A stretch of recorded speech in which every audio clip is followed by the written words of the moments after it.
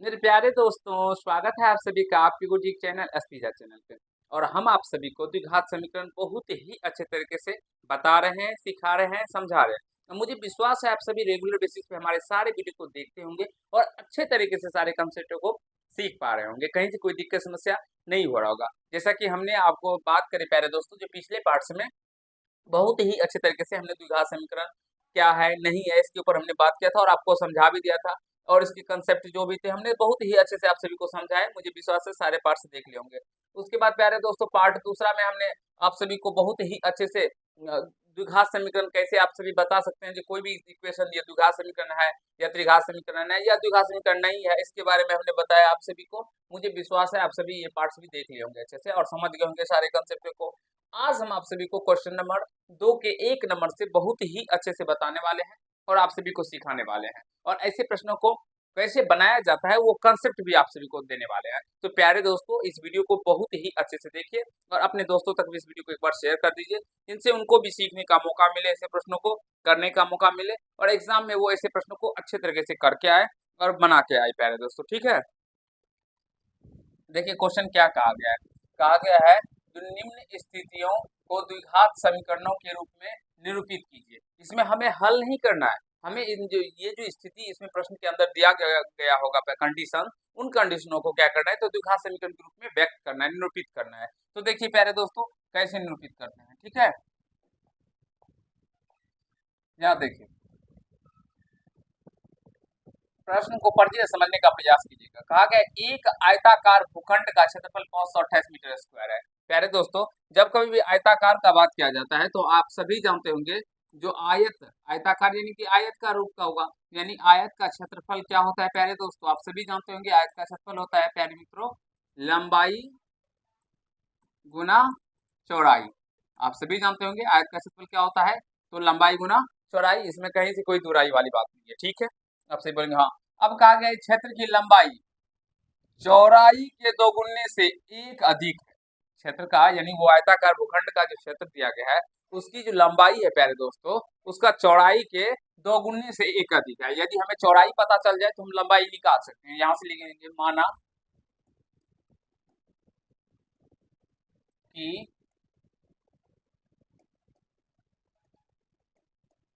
आयताकार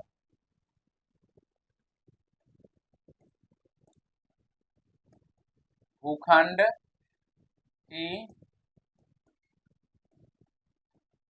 चौड़ाई, यहाँ पे देखिए मीटर में कहा गया ना, एक्स मीटर है, ठीक है प्यारे दोस्तों। आशा करता हूँ समझ पा रहे होंगे। माना कि आयताकार भूखंड की चौड़ाई एक्स मीटर है। अब ये आयत का क्षेत्रफल वाला हम मिटा देते हैं, ठीक है ना, ये नोट कर लिए होंगे आप सभी। चलिए, तो लंबाई की क्या हो जाएगा प्यारे दोस्तों,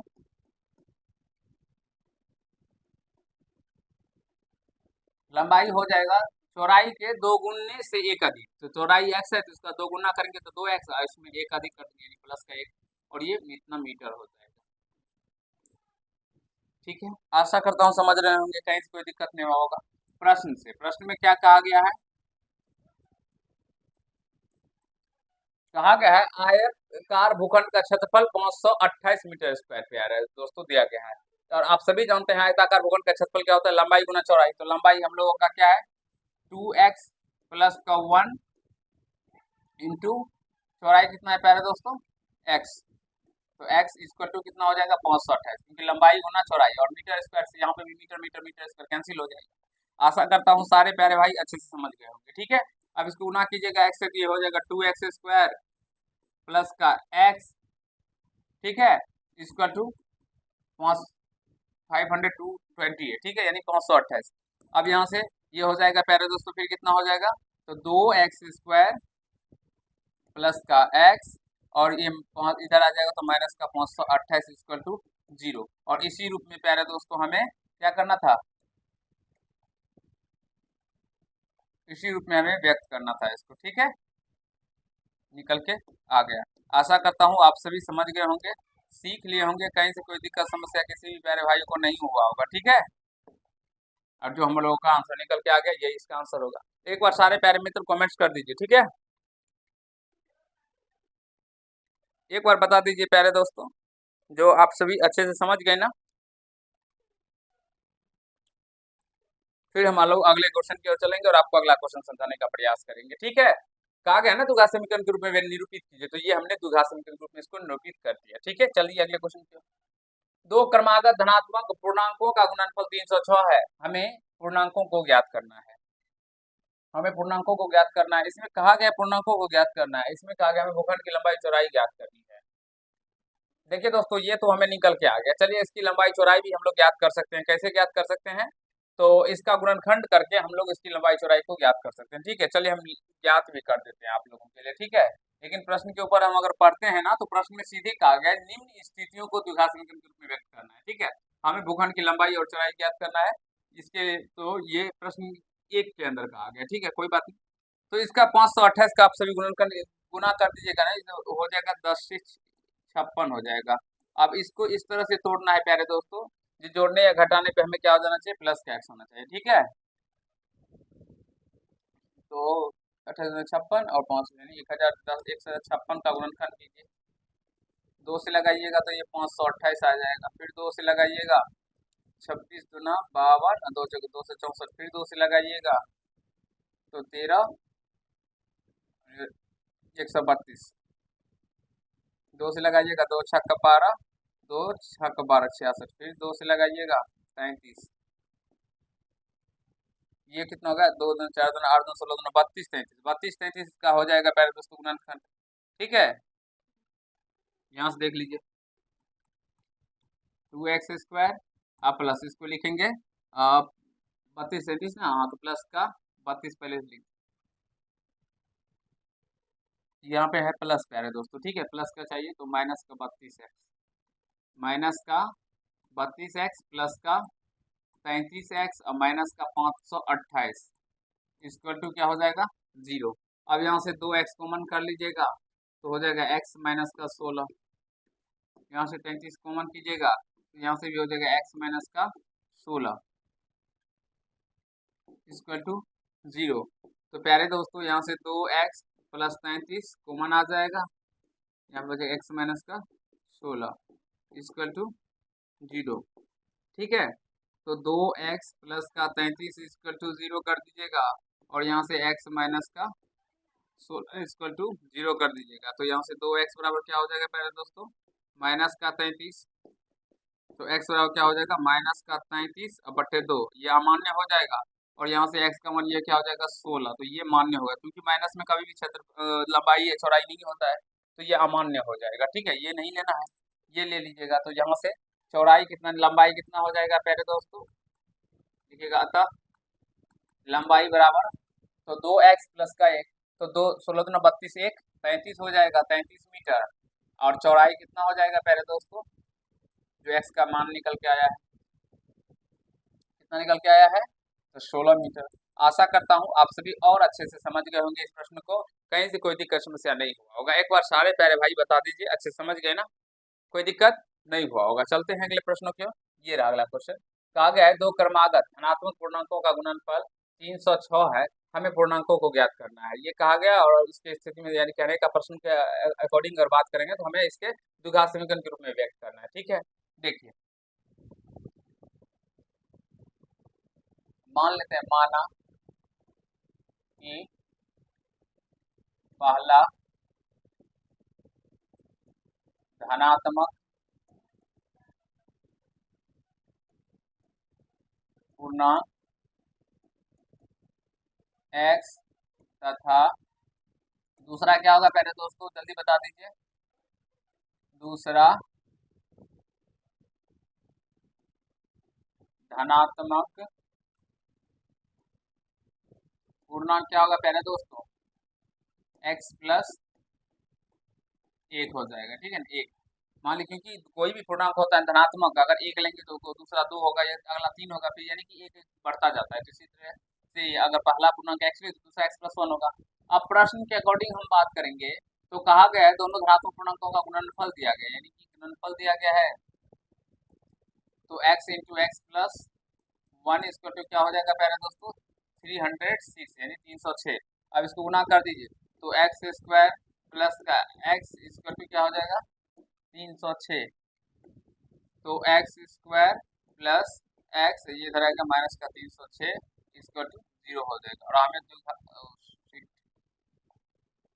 हमें द्विघात समीकरण के रूप में व्यक्त करना था, तो यहाँ से ये व्यक्त हो जाता है दोस्तों, ठीक है,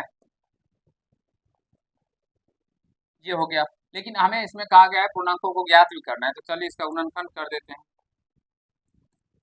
तो एक्स स्क्वायर प्लस 306 का गुणनखंड कीजिए। यहाँ पे देखिए 3 से 6 का 2 से का लगेगा 2 से 15 और 2 से 53, फिर 5 3 से लग जाए 3 5 15 3 1 3, फिर 3 से लगेगा 17। तो प्यारे दोस्तों 3 या 9 दूना 18 और 17 18 17 306 होता है, और घटाने पर हो जाएगा। तो यहाँ से प्लस का 18x और माइनस का 17x घट के क्या हो जाएगा दोस्तों, प्लस का x गुना कीजिएगा तो प्लस माइनस माइनस का 306 हो जाएगा। इक्वल टू क्या होगा, 0 हो जाएगा, ठीक है। तो x कॉमन करने पर यहाँ से बचेगा x प्लस का 18 और यहाँ से माइनस का 17 कॉमन कीजिएगा तो यहाँ से x प्लस का 18 बराबर में क्या होगा पहले दोस्तों, 0 हो जाएगा, ठीक है। तो समझने का और सीखने का प्रयास कीजिएगा। x प्लस 18 और x माइनस का क्या हो जाएगा 17 इक्वल टू 0। तो x बराबर प्लस 18 बराबर क्या होगा, ये 0 हो जाएगा, और x माइनस का 17 बराबर में क्या होगा मित्रों, ये 0 हो जाएगा, ठीक है। तो यहाँ से x बराबर क्या हो जाएगा माइनस का 18 और यहाँ से x बराबर क्या हो जाएगा 17। तो यह अमान्य हो जाएगा क्योंकि धनात्मक पूर्णांक कहा गया है प्यारे दोस्तों, अमान्य हो जाएगा। धनात्मक पूर्णांक कहा गया है, ये माइनस में ऋणात्मक पूर्णांक है ना, इसलिए यह नहीं होगा। अतः लिखेंगे अतः हमें पूर्णांक को ज्ञात करना है, दोनों ये लिख सकते हैं। अतः पूर्णांक कैसे हो जाएंगे प्यारे दोस्तों, एक 17 होगा, दूसरा 17 प्लस 1 18 हो जाएगा। और आशा करता हूँ आप सभी प्रश्नों को समझ भी पा रहे होंगे, सीख भी रहे होंगे, कहीं से कोई दिक्कत समस्या नहीं हो रहा होगा प्यारे दोस्तों, ठीक है। इस तरह के क्वेश्चन पहले भी हमने सिखाए हैं आप सभी को, मुझे विश्वास है जो आप सभी सारे क्वेश्चनों को समझ रहे होंगे, ठीक है। एक बार सारे प्यारे भाई कमेंट्स कीजिए और फटाक से हमें कमेंट्स करके बताइए जो सीख रहे हैं ना, कहीं से कोई दिक्कत नहीं ना हो रहा है प्यारे दोस्तों। और मुझे विश्वास है जो अब ऐसे प्रश्नों में आप सभी को कहीं से कोई दिक्कत तो नहीं ही हो रहा होगा, ठीक है। अगले प्रश्नों की ओर चले, एक बार देख लें, चले चलते हैं अगला प्रश्न। कहा गया रोहन की माँ उससे 26 वर्ष बड़ी है। किससे प्यारे दोस्तों रोहन की माँ बड़ी है, रोहन से। रोहन की जो मम्मी है वो रोहन से कितने वर्ष बड़ी है प्यारे दोस्तों, तो 26 वर्ष।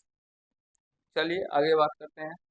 उनकी आयु का गुणनफल अब से 3 वर्ष पश्चात 360 हो जाएगी, यानी 3 वर्ष पश्चात उनकी आयु का गुणनफल है वो 360 हो जाएगी, ठीक है। पश्चात यानी पूर्व। हमें रोहन की वर्तमान आयु ज्ञात करनी है, रोहन की वर्तमान आयु ज्ञात करनी है प्यारे दोस्तों। कैसे ज्ञात करेंगे, जल्दी जल्दी बता दीजिए एक बार, रोहन की वर्तमान आयु कैसे हम लोग ज्ञात करेंगे। पश्चात यानी पूर्व नहीं, बाद हो जाएगा, ठीक है। मान लेते हैं, माना कि रोहन की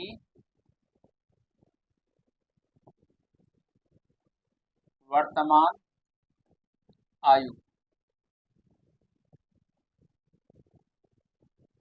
x वर्ष है तथा उसकी माँ की वर्तमान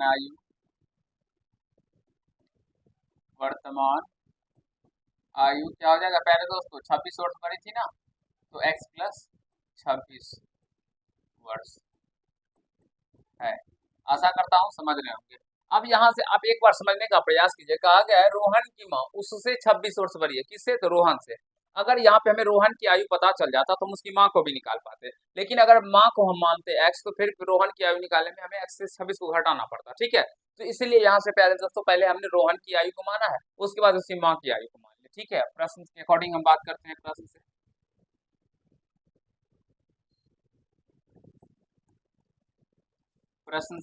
प्रश्न में कहा गया है जो 3 वर्ष पश्चात यानी 3 वर्ष बाद, 3 वर्ष बाद रोहन की आयु अभी x वर्ष है तो 3 वर्ष बाद x प्लस 3 हो जाएगी, ठीक है। और अभी रोहन की माँ की आयु कितनी है, x प्लस का 26, तो 3 वर्ष बाद और प्लस 3 जाएगा प्यारे दोस्तों। और इनके गुणनफलों का गुणनफल कितना है, 3 से 60 का है, 360 के बराबर कर दीजिए और आंसर निकल के आ जाएगा आप सभी का। मुझे विश्वास है जो हमारे सारे प्यारे भाई अच्छे से समझ रहे होंगे, सीख रहे होंगे, ठीक है ना। तो ये हो जाएगा एक्स प्लस का 3 और यहाँ हो जाएगा एक्स प्लस का 26 3 29 इक्वल टू 360 यानी 360। गुना कीजिएगा तो एक्स को एक्स से गुना करें, एक्स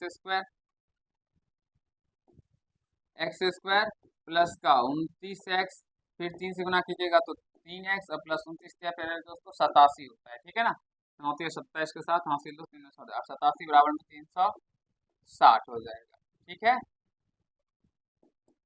अब इसको भी इधर लेके आ जाइए तो एक्स स्क्वायर प्लस का 29x और 3 को जोड़ दीजिएगा 29 3 32 एक्स प्लस का 87 और माइनस का 360 इक्वल टू 0। तो ये घट जाएगा तो एक्स स्क्वायर प्लस का 32x और ये घट के कितना हो जाएगा 60 चला गया इधर तो 27 बचा, 300 में से फिर 27 को घटाना है, ठीक है। 100 में से 27 जाएगा तो कितना हो जाएगा प्यारे दोस्तों 70, 30 गया तो 73 यानी कि 273 निकल के आ जाएगा इक्वल टू 0, ठीक है। और ये हमें कहा गया था द्विघात समीकरण के रूप में व्यक्त करने के लिए, तो हमने यहाँ से इसको द्विघात समीकरण के रूप में व्यक्त कर दिया, ठीक है। अब क्या कहा गया है प्यारे दोस्तों, तो हमें रोहन की वर्तमान आयु ज्ञात करनी है। तो चलिए रोहन की यहाँ से वर्तमान आयु भी हम निकाल लेते हैं।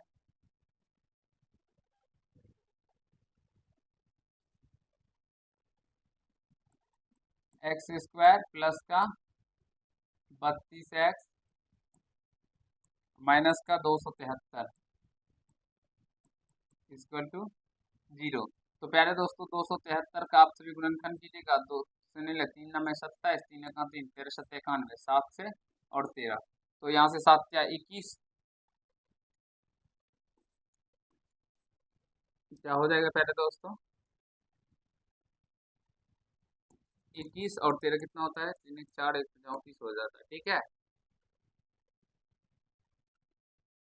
जल्दी जल्दी बताइए प्यारे दोस्तों इसका क्या गुणनखंड आएगा। एक बार प्यारे दोस्तों घटाने में कहीं तो गलती नहीं ना, 7 3 10 का 0 हासिल 1 8 7 15 16 का 6 हासिल 1 2 1 3 360 है 9 3 12 32। कोई दिक्कत नहीं है भाई, फिर क्यों प्रॉब्लम है, एक बार बताइए प्यारे दोस्तों, एक बार बता दीजिए। 3 नंबर 27 3 का 3 फिर 7 से लगेगा 13 7 91 13 से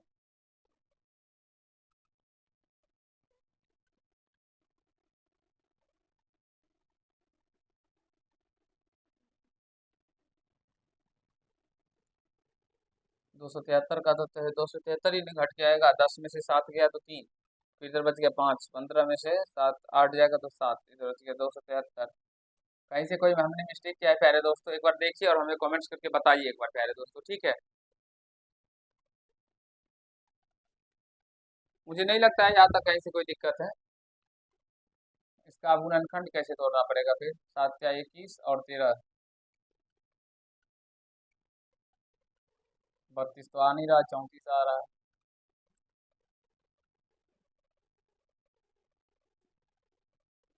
अच्छा अच्छा अच्छा ठीक है। 13 या 39 माइनस का 7 कितना आता है 32, हाँ ठीक। चलो प्यारे दोस्तों मिल गए।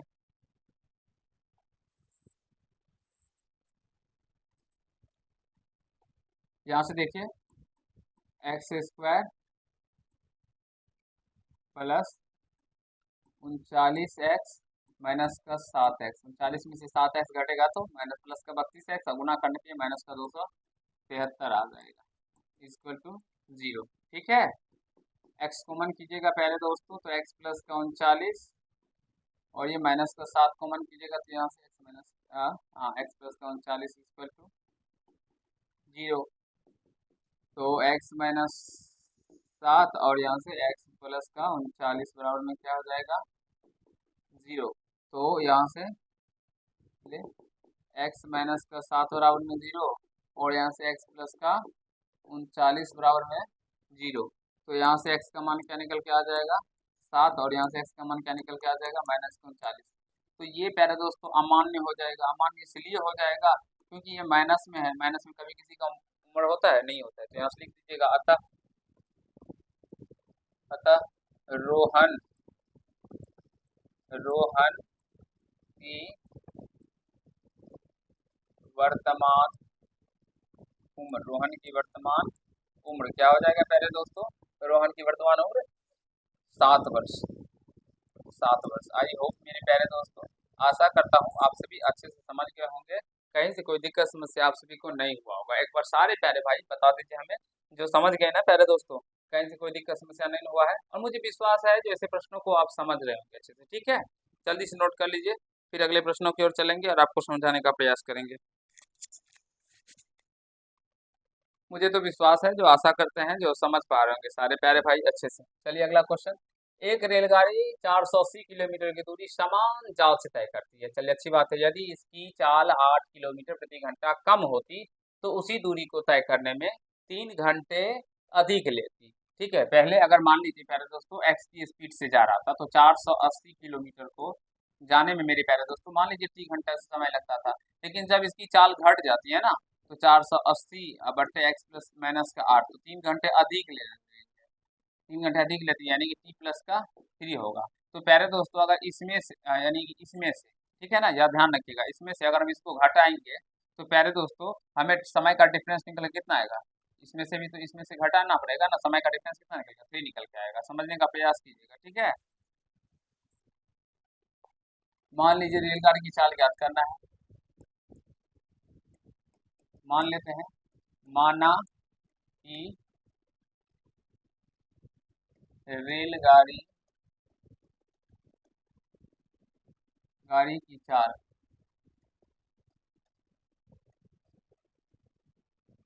चाल कितना है? x किलोमीटर प्रति घंटा है। ठीक है प्यारे दोस्तों, तो यहाँ से देख प्रश्न से 8 किलोमीटर प्रति घंटा कम होती, यानी x 480 बटे एक्स माइनस का 8 कम होती। तो प्यारे दोस्तों, और पहले कितना था? 480 बटे एक्स, स्पीड से जाता तो 3 घंटे कम लगता है, 3 घंटे ज्यादा लगता है, तो 3 बराबर होगा। कैसे होगा ये समझने का प्रयास कीजिएगा। अगर मान लीजिए प्यारे दोस्तों वो 12 के 480 है ना, अगर वो 12 की स्पीड से जाता, ठीक है, तो 4 बार 48, 40 यानी 40 घंटा उसको लगता। और वो 8 घंटा अगर कम हो जाता है प्यारे दोस्तों, तो 480 बटे 8 घंटा कम हो गया, तो यानी 4 की स्पीड से अब जा रहा है, तो बढ़ चुके 48, 120 घंटा हो गया। तो 120 घंटा लगा, तो इसमें ज्यादा समय लग रहा है। तो अगर इसमें से हम इसको माइनस करेंगे तो प्यारे दोस्तों क्या होगा? ये जो घट के निकल के आ जाएगा, ठीक है, समय निकल के आ जाएगा। तो उसी प्रकार से कम चाल में भाग लगाएंगे तो जितना समय निकलेगा, ठीक है, तो 3 घंटे ये इससे तो अधिक ले रहा था ना, तो इसमें से अगर इसको इस चाल को माइनस करेंगे तो ये समय को, तो ये 3 घंटे के बराबर होगा। क्योंकि यहाँ से समय बराबर फॉर्मूला भी होता है, समय बराबर होता है प्यारे दोस्तों दूरी बटे चाल, दूरी बटे चाल। तो इसमें समय इतना लग रहा है, इसमें समय इतना लग रहा है, और दोनों का अंतर हमें कहा दिया गया प्रश्न के अंदर, जो वो 3 घंटे अधिक समय लेती है, तो वही 3 घंटे के बराबर हो जाएगा। और इस तरह के क्वेश्चन इससे पहले भी हम बहुत बार आप सभी को समझा चुके हैं, तो मुझे विश्वास है जो आप सभी समझ गए होंगे, कहीं से कोई दिक्कत समस्या किसी भी प्यारे भाइयों को नहीं हुआ होगा। ठीक है,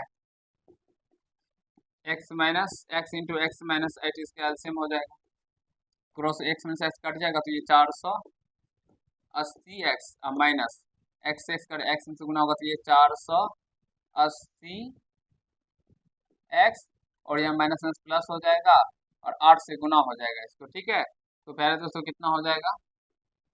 0 का 0, 8 64 का 4 हासिल 6, 8 चौका 32, 6 38 बराबर में 3। ठीक है, तो ये और ये तो कट ही जाता ना, तो यहाँ से हो जाता 38 40, ये 3840 बटे एक्स स्क्वायर माइनस का 8x equal to 3। Cross multiply करते प्यारे दोस्तों, तो यहाँ से हो जाता 3 से इसको गुना होता, तो ये 3x स्क्वायर माइनस का 24x बराबर में हो जाता 38 40। ठीक है, 3 कॉमन कर लेंगे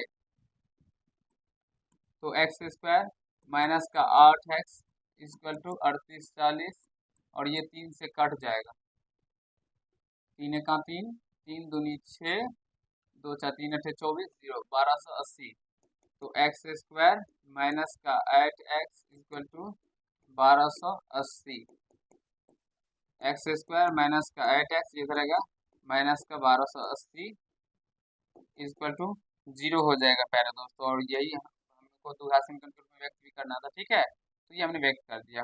मुझे विश्वास है आप सभी समझ गए होंगे। और यहाँ से x का मान प्यारे दोस्तों आप सभी ज्ञात करके आप सभी इसका रेलगाड़ी की चाल को जरूर निकाल लेंगे, ठीक है। क्योंकि 1280 का गुणनखंड कीजिएगा, जोड़ने घटाने माइनस का 8x आना चाहिए, ठीक है। पहले दोस्तों एक बार बता दीजिए, फटाफट समझ गए ना। मुझे नहीं लगता है कि ये छोटे छोटे प्रश्नों में आप सभी को कहीं से कोई दिक्कत होता होगा, क्योंकि इस तरह के हमने दो चर वाले रैखिक समीकरण युग्म के अंदर भी बहुत सारे प्रश्नों को समझा है, सीखा है।